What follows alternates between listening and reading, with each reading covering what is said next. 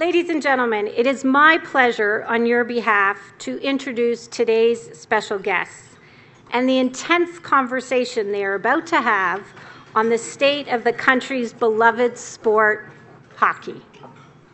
Gary Bettman is the sixth man to hold the position of National Hockey League Commissioner since 1917, and he's made a few changes since he took over the helm in 1993.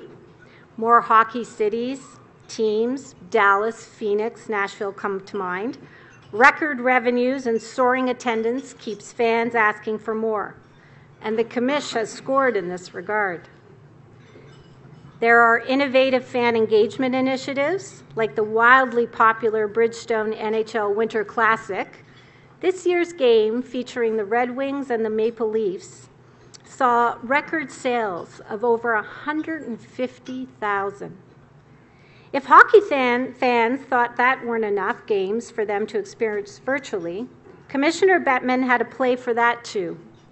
The NHL's new multi-million-dollar broadcast and multimedia rights agreement with Rogers Communications will change the way Canadians view and experience professional hockey for at least the next 12 years. Then there is the new face of Hockey Night in Canada, George Stroumboulopoulos, or Strombo, as he's affectionately known. Beginning next month, the renowned and respected television and radio personality will anchor Hockey Night in Canada. Today, however, the self-proclaimed Habs fan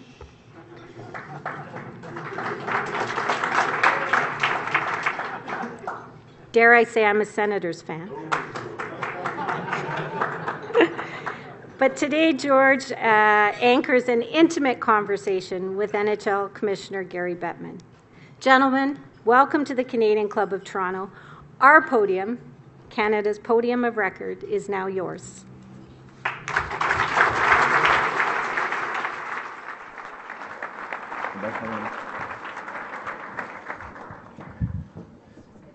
Thank you. Thanks so much. Which side would you like? This side here. Is that cool for you? I didn't know you were a right winger. That's my Thanks. right. Thank you so much. Thank you. How's everybody doing so far? You all right? Hey, George. Hello, Commissioner. Enough about me. Wait a minute. You're leading television personality. You could interview anybody. Yep. You cut through all genres. Mm-hmm. What made you make this change? I thought it would be fun. This is the show that I've been watching without reservation my entire life. And when I was thinking about changing my job, I didn't know what to do. This I didn't think was even a remote possibility. But this is the only show in Canada that you grow up needing to be a part of. Jeff Merrick was over here. We sat 20 years ago in a room at the Fan 590, and we made a bet with each other to see who would get on Hockey Night in Canada first. Like, this was the dream. This is what it was always about. And Scott Moore, being a Habs fan, I knew that would help. And away we go. Let's not ignore Grapes, who's here as well. Well, Grapes is, listen, Oh, yeah. I wanted you to get used to throwing at the Grapes. No, that's not my job. I'm going to be fine. No, I talked to Grapes about this job as well. I just thought it'd be a lot of fun. Like, I love this sport, as you know, and I love this. I love the way it's broadcast, so why not be a part of it? We're thrilled to have you, and we're lucky to have you, so welcome aboard. Thank you. It's going to be a lot of fun. I appreciate it. Okay, your turn. How are you feeling? Are you excited? There's a lot going on. You know, it's chilly out. Yeah. I believe today's the first day of fall. Yeah. Camps are open.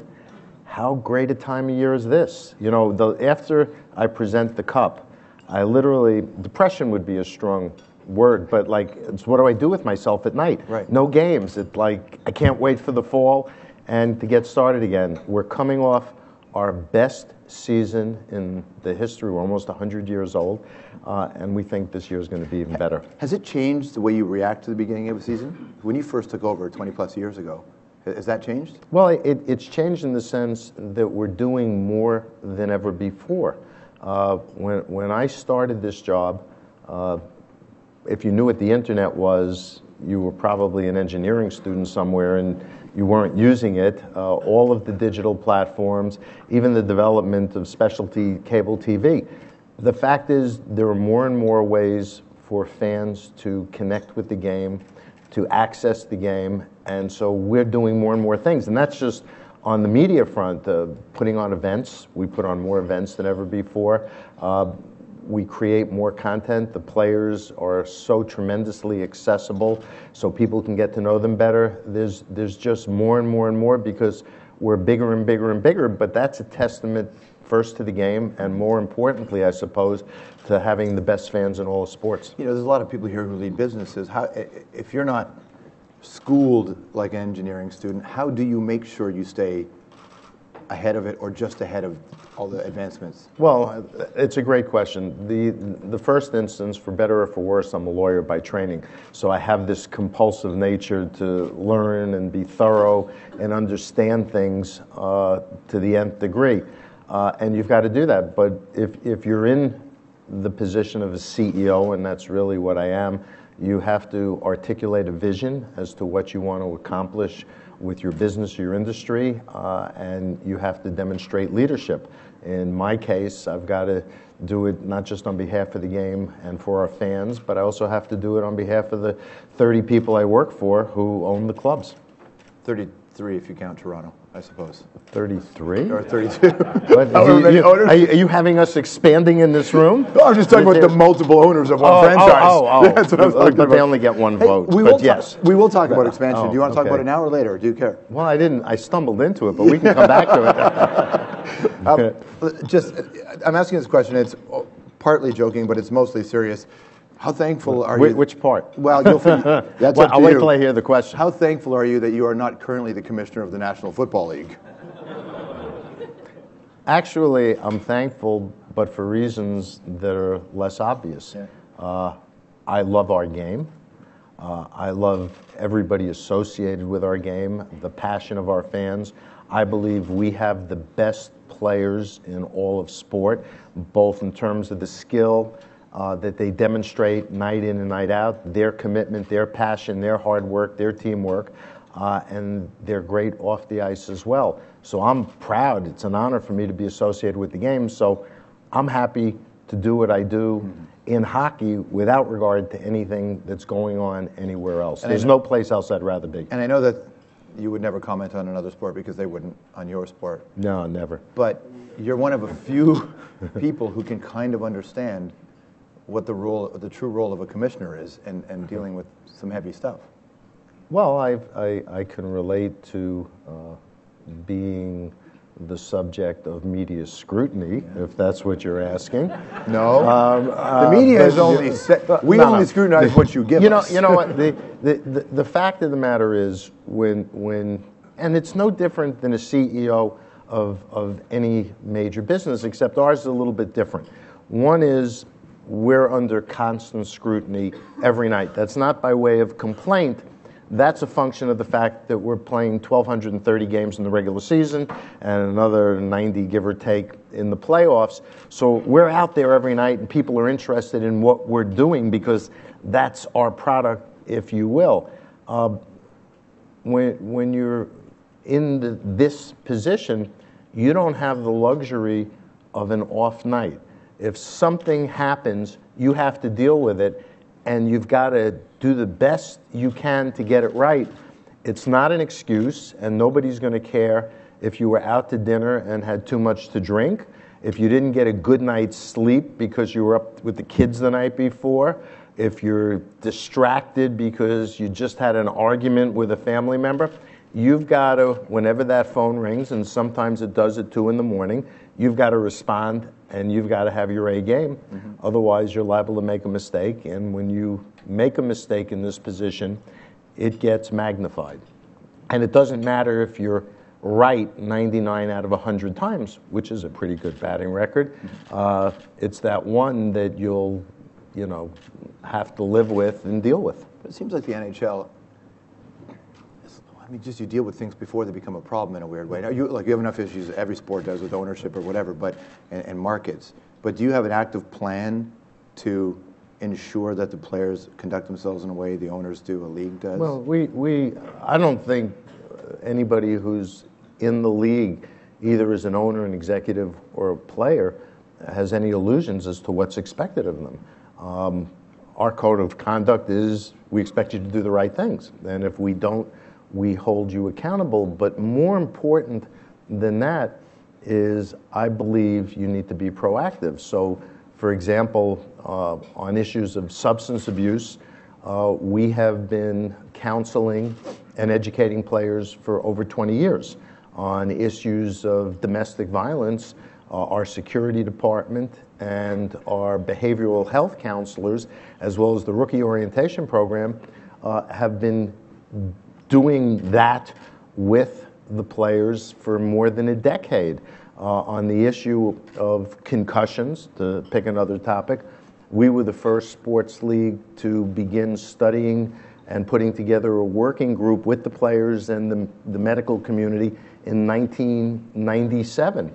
So, you know, I think we have an obligation as a sport to try to do the right things. Sports can be a great vehicle for positive social change, whether or not it's inclusiveness or diversity or AIDS or you name it. And so I've always believed that we need to be in front of these things, and sometimes you need to punish, but more importantly, it's better to educate and counsel.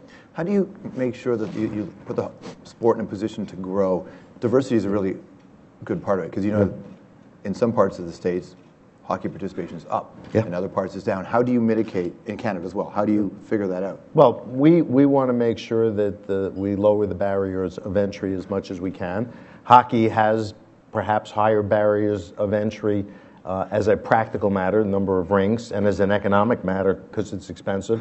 And we do a lot in terms of investing time and money to create programs, as do the teams, to do as much as possible at the grassroots level, and we're actually in the process of working on, it was recently announced, a school program that teaches science and technology and the like to children using hockey as the basis. Hockey is great for young people, great as a sport, but to me, it's also important that hockey be used for life lessons, hard work, teamwork, diligence, making sure you get good grades in school. So it's a balancing act. It's trying to give back as much to the community as you can. So I suppose it's specific to the Rogers deal, but when you look at the way people are watching television, the way people use media, and so you're getting ready to do another broadcast deal, are you taking all, I'm sure you're taking that all into account, but how do you make your decision of where you want this to go as a digital experience? Well, actually, one of the things we're really excited about the Rogers deal, and people say, oh yeah, the money. It's not about the money. It's the people we're going to be dealing with, whether it's Guy Lawrence, although he wasn't there for the deal, but Keith Pelley and Scott Moore, and all the talent that they've assembled, including you. This was an opportunity to take something that has been an incredible, fabulous institution, Hockey Night in Canada, over 60 years old, and take what made it strong and great and bring it to the next level, using all of the platforms that technology now gives us and may give us in the future. This will create a hockey experience, if you're a fan, unlike what you've ever seen in terms of how complete the coverage is and how accessible the game is. Multiple games at the same time on Saturday night for Hockey Night. Hometown hockey on Sunday nights, where Rogers is going to go out to communities to make people feel a part of the game, even if it's not being played there that night. This was a way for us to take something, particularly in Canada, that we know is as close to religion as you can do, something that's vitally important to the country, something that's fun, exciting, entertaining, brings people together, and take it to places it's never been. And that's something we believe the Rogers could do with us, and that's why we made the deal. How different is it dealing with the Canadian part? Because you're one of the commissioners that has to deal with a sport that's got strong footing in two countries. So that's a plus. Yeah, but is it being the commissioner essentially of two leagues? No, I mean I know in some places it gets portrayed that way. We have 30 clubs. Some of our strongest clubs are in Canada. 2 of the original 6. But while we have clubs that may be 20 years old roughly, and clubs that are over 100 years old, the fact is we are all one. And, you know, to me, I got asked this question before the Stanley Cup final in LA when I did my pre-final press conference. They said, well, isn't it great to have LA and New York? And I said, it's more important what takes place on the ice than where you happen to be playing. And the game on the ice has never been more exciting, more entertaining, more competitive. What we have in competitive balance now is unprecedented in our history and maybe for any sport. You do hear fans and talk about how important it is in TV. Big markets help. Big markets help in the ratings, but it's more important that no matter what team you root for, you feel at this time of year, boy, my team's got a shot at the playoffs. And what we've seen the last few years, once you make the playoffs, anything can happen. There's a sense of empowerment to a fan. You know, it's an emotional connection we have. It's a sense of empowerment if you believe your team has a shot at winning it all, winning the most prized story trophy in all of sports, the hardest to win.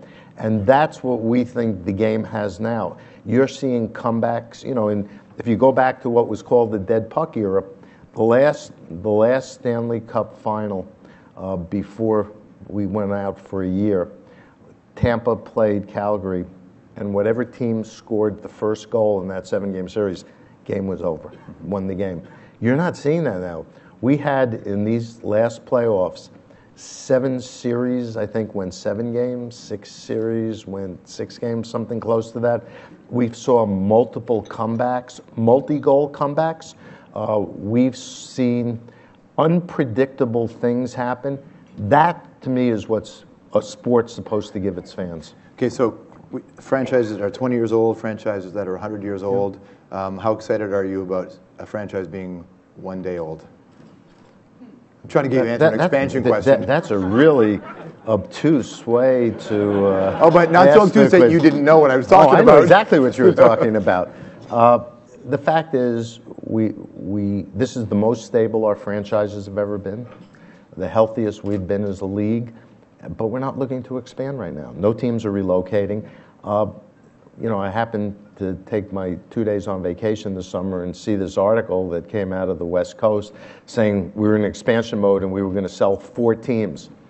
And okay, so that disrupted one of the 2 days, having to issue denials. The thing that offended me most about the article is it underpriced the franchises way too much. I'm not suggesting that at some point in the future we might not look at it, but we're not ready to do it now.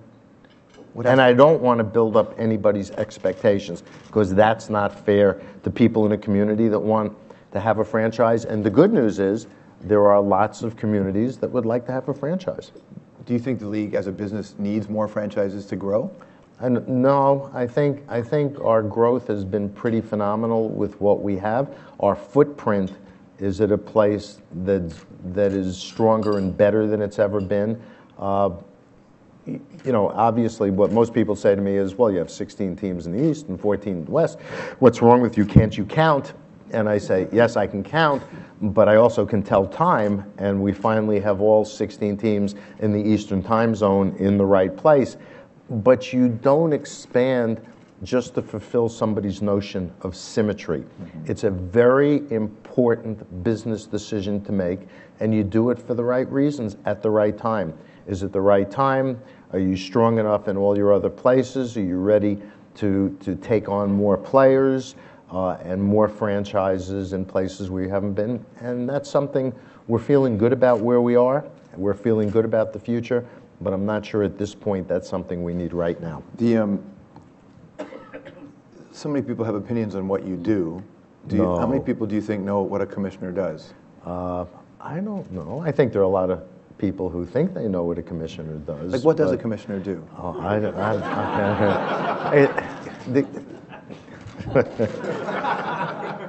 let me get back. No, you're like, let's go back to expansion.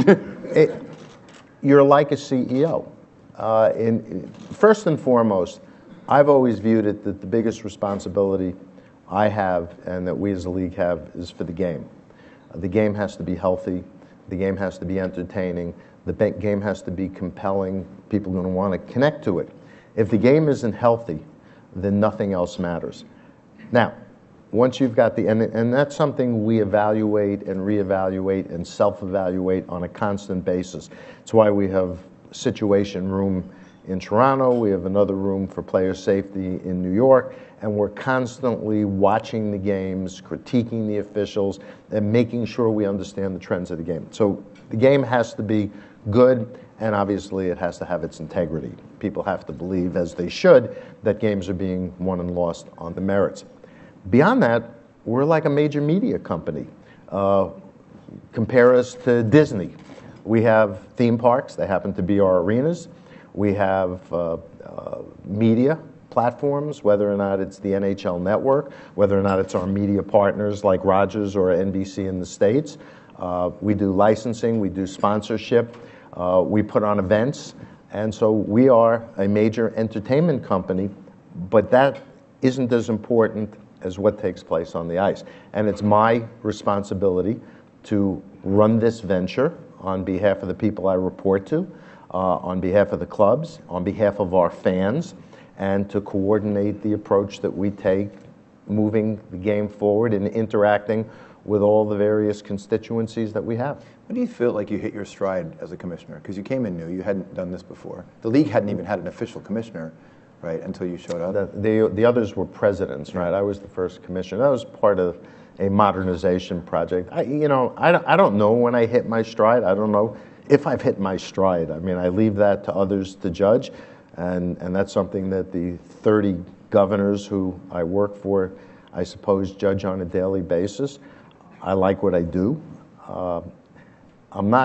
You're never comfortable in this position because, as we see in sports, things can just fall out of the sky and you have to either anticipate them, and if you don't, you have to react appropriately. But I love what I do, and the game is growing, and the game, both from a business standpoint and more importantly on the ice, has never been healthier. So if that's some measure of my stride, then we're moving at a pretty good pace, but I'm never satisfied. I'm always looking ahead as to what we can do next, not looking back to see what we may have done. What do you anticipate is the next big move for the league? Well, we've got a lot of opportunities to continue to grow the game.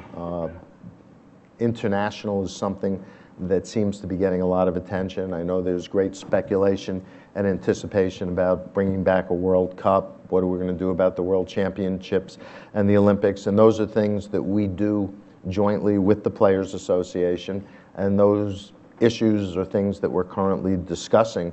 My hope and my expectation is in the not too distant future we're in position to announce that yes, we're going to do a World Cup and this is how we're going to do it. And we as a sport, I think, have, of all the North American sports, have the deepest, longest tradition of international competition. Our players love playing for their countries. And this is something that's important. We have the most diverse player population of all the major sports in North America. And frankly, if in addition to everything else, it continues to encourage the development of world-class hockey players in places outside of Canada and the U.S., that's a good thing. Right. Do you look at Europe as a real? I keep hearing talk about a European division. I don't see how logistically that could work. I'm not there yet. Yeah. It's not something that we're focused on. I've spent too much of the last 22 years, not too much, but all my efforts have been focused on growing the game where it's most important to us, in Canada and in the United States. And in both countries, the game's never been healthier. The arena situation is different in Europe. Travel's an issue. Doing events, maybe some regular season games, that makes more sense to me than actually wholesale franchises on the continent, particularly because hockey in the countries where we're most important has professional leagues already, and I'm not sure they're just sitting back waiting for us to come in and take over. Right. So if these are the opportunities for the league to grow and you see potential, do you anticipate challenges? What's a big challenge for sports? I think the challenge for sports is making sure that in this tech driven era where immediacy, engaging young people whose attention spans, interestingly enough, are waning on some sports. I think we fit within the sweet spot of something that keeps you engaged and excited, even if you're going to your smartphone every minute and a half. Having multi-screen experiences, providing more content, more information, more data than ever before will continue to grow the game. I'll see a microphone there. Questions, if you want to ask some to the Commissioner, this is your chance. You did this without any notes. Yeah. You know, you're very good at that. Oh, you're very kind. Thank you. It's easy to talk about hockey with you. The questions from the audience, anything you want to ask for the Commissioner? So let me do this. Everybody's always hesitant to ask the first question because they're embarrassed. So if you ask the first question, I will say, that was a great question.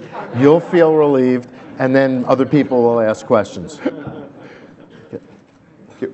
We got one over there. While we're getting the microphone to that, we got somebody? That's going to be a great question, I can tell. When you have player game interruptions, why don't you guys just play the games, put the money in escrow, and figure out the splits after the fact? Labor deals, so when... Yeah, it's interesting. If you didn't hear the question, the idea is... Yeah, the question is, why don't we just put the money in escrow and then work it out? I wish labor relations were that simple. The pull and tug. So the 2 points I want to make is, I'm walking down Front Street the other day, and some guy walks up to me and says, "I really don't like you." And I said, "But you don't know me." And he says, "Yeah, but I don't like work stoppages." And I go, "Well, neither do I, so we have that in common." The fact of the matter is, unlike what's going on in other sports work stoppages, we've always had a clear definition of what we needed. And what we needed and asked for at the beginning was always what we got at the end. We never took more. And the game was unhealthy. The competitiveness wasn't there. I'm going to go back and explain this in 1 second. But we did what we had to do to not have 6, 8, or 10 years of a mess. And so we go through these things not because we want to, but because we have to get to a place where the game can be healthy. Because you can get through collective bargaining and you can drop the puck and go off. But if it's not working because you don't have the right system, what have you accomplished? Now, if the union doesn't want to agree, or the union wants to fight over it, or the players want to fight, then you have to deal with it to get to the right place. We've unfortunately had an era of very unstable labor relations with the union, going back, predating me, whether or not it was Eagleson to Goodenow. And then after Bob left, after the year off, I think we had 4 or 5 interim or real executive directors. The good news is, while we had to go through a feeling out period with a new executive director, Don Fear, the fact is we've gotten through that, and I think the union's probably stronger now than it's ever been, and I think that's a good thing, because a strong union can help you make decisions that have to be made for the greater good. A weak union can't tell its members, here are the changes we need. So the point I want to make is, if you think back at the game 12 years ago, before we had the current system, we had teams with $80 and $90 million payrolls, and we had teams with $20 million payrolls. And I would talk to the managers and the coaches of the $20 million teams, and I go, "How are you doing this?" And they would say to me, to a man, "We clutch, we grab, we hook, we hold, and we do everything possible to neutralize skill for 50 minutes, and then we try and steal the game." And that is why the game as it was being played in the late 90s and early 2000s wasn't nearly as good as it is today. The reason the game on the ice is so strong, taking for granted, as I described this, our incredibly gifted athletes, is the fact that every team can be competitive and afford to be competitive, and that's why you see the competitive balance that we have, and that's why the game is as entertaining as it is. Long-winded answer, but that was a great question. We got a question over here. So, this gets easy. This one's going to be pretty good. I don't know if it's going to be great. It'll just be okay. I'll be the judge of that. Okay. As you were talking about expansion, you said that not now, but perhaps later, if you were to contemplate expansion, would you consider another Canadian market team more favorably than perhaps another U.S. market team? You know, that is a good question. Not great, but good. The fact of the matter is, I know people think I have this list tucked away in a vault with cities lined up. We don't. At such point in time where we say, you know what, things are good, things are where we want them to be, we're growing nicely, no franchises have any issues, we're getting expressions of interest from these 4, 6, 8 places, which we are now. Okay, let's have a formal expansion process. It's at that point we'll study each opportunity, and we'll look at who the potential owner is. We'll look at the market. We'll look at the arena. We'll look at the overall balance of the league. And this is an important business decision if you're going to expand. In addition to being one involving a lot of money, it's a fundamentally important decision if you're going to do that. And we haven't gone anywhere near the effort that I could try to answer your question because we just haven't done the work involved, which I guess is an indication to all of you that we haven't been in a formal expansion process. What are your thoughts philosophically? Oh, you get to ask a question Well, again? I'm going I thought you were done. Building on that, what are your philosophical thoughts on a market with 2 teams? You know, it's a great question, and it's a tough question because where you see markets with 2 teams or 3 teams, you know, the first team can do pretty well, and the second team not as much, even if it has on-ice success, and the third team about the same. It's, you know, if just a hypothetical, so nobody gets too excited about what I'm going to say, in 2 respects. If we decided that we were putting a second team in Ontario, and the year the team was supposed to start, the Leafs won the Cup, that second team That's a mega hypothetical. But you're going to do just great on hockey night. But the point is, the second team wouldn't exist. Right. Okay? And that's part of the dynamic because the attention gets diluted, either 2 ways or 3 ways. And when you have historically established teams with great histories and traditions, the second team, even if the first team isn't having tremendous success at the time, second team will never quite get the premier coverage. Right over here, a question? Yes. Yeah. Hi, I'm just wondering what the NHL is or can be doing to keep NHL hockey family-friendly and affordable. All of our clubs run programs in the community that have grassroots hockey. Most of our clubs have ticket packages and ticket prices that are more and more affordable. Although what's interesting about that is, you know, we play in the regular season to about 95% of capacity, and the secondary ticket market is vibrant, for lack of a better term, which means that on some level our clubs could be undercharging because the tickets go back into the market and they get charged. Our clubs are very sensitive to it. They do it by playing afternoon games, discounting packages, groups, and the like, and they put on clinics in the community where kids can get more and more involved. It's harder and harder. The other thing we can do, that's in person, is by making the game more accessible in ways that Rogers is going to be doing it. Your ability to connect, watching on traditional TV, watching on your phone or your laptop, having more and more content, your ability to find what you want, when you want it, how you want it, what device, will be taken to new heights with the Rogers deal. And for kids of all ages, that can only be a great thing if you're a hockey fan. Thank you very much. Thanks, everybody. Thank you, Commissioner. Thank you. Gary Bettman. Thank you.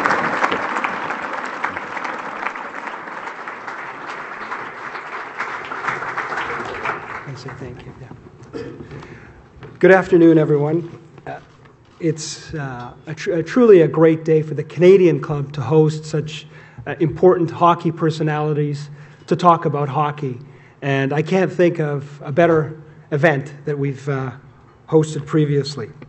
And the Commissioner touched on a few I think, very key sentiments as I get the pleasure to thank both him and George for being with us here this afternoon.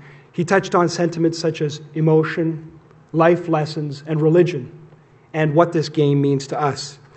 And there's a great quote that captures it for me that I think sits in many of our hearts. And this is Stephen Leacock. He says, "Hockey captures the essence of the Canadian experience in the New World. In a land so inescapably and inhospitably cold, hockey is the chance of life, an affirmation that despite the deathly chill of winter, we are alive."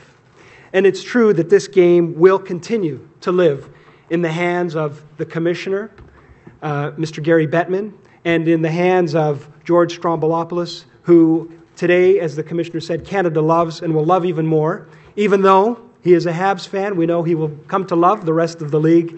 And as we have seen with the Commissioner's steady hand, the league has grown almost tenfold in revenues and is now 30 teams. And all I can say is, after hearing the discussion today on behalf of the Canadian Club, and I think everyone here, we are certain that while this game has had such a great history, its best days truly lie ahead. Thank you very much, and have a great afternoon.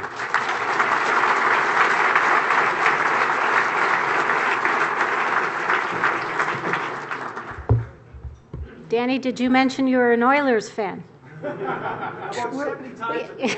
We're trying to spread it out here.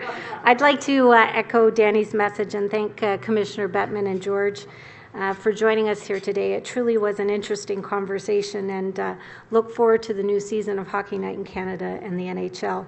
And our sincere thanks to our sponsors again, EY, Scotiabank, and Air Canada for making this event possible. And thanks Scott Moore for coming. Scott pointed out his father and grandfather preceded me as presidents of the Canadian Club. So what an honor to have you here today as in that capacity and in your current capacity at Rogers. Before I adjourn today's meeting, I'd like to draw your attention to our event surveys that are on each of your tables. The Canadian Club is always looking for ways to improve your experience here, so please take a few minutes to help us out by sharing your thoughts and comments, including whether you liked our renewed, shortened luncheon format today. We very much appreciate your feedback. This concludes our program. Please visit our website tomorrow to download a webcast or podcast of today's event. And again, to learn more about our club, you can visit us at www.canadianclub.org. Thank you again for joining us. Our meeting today is now adjourned.